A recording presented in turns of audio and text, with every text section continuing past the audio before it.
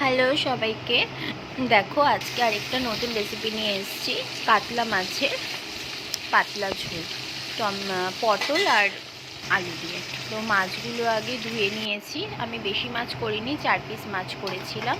তো ধুয়ে নেওয়ার পরে তেলের মধ্যে মাছগুলো ভেজে নেওয়া হয়ে গেছে। নেওয়ার পরে এবার আমি দেখো পটল আলু কেটে রেখে দিয়েছিলাম, ওর মধ্যেই আমি ওই মাছের তেলের মধ্যেই আমি পটল আলুগুলো ভেজে নিলাম, কারণ আমার আর তেল বেশি আমি দেবো না।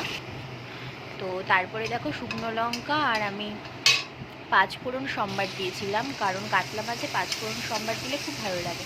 তারপরে গ্রেট করা তোমার আদা আর একটা টমেটো, ব্যাস।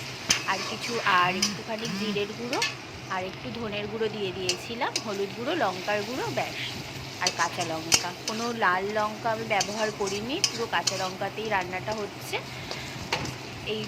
একটুখানি এগুলোকে সবকটাকে মিশিয়ে নিচ্ছি, মিশিয়ে নিয়ে ভালো করে কষিয়ে নেওয়ার পর এবার আমি পটল আর আলুগুলো ছেড়ে দেবো এর মধ্যে।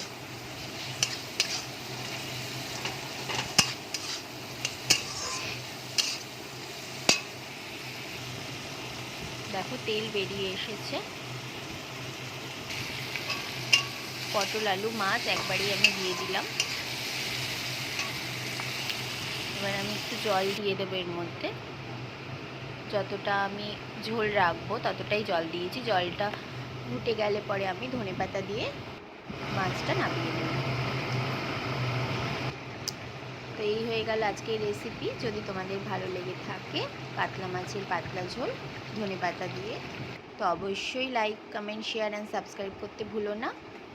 আবার নেক্সট ভিডিওতে দেখা হবে, ততক্ষণের জন্য টাটা।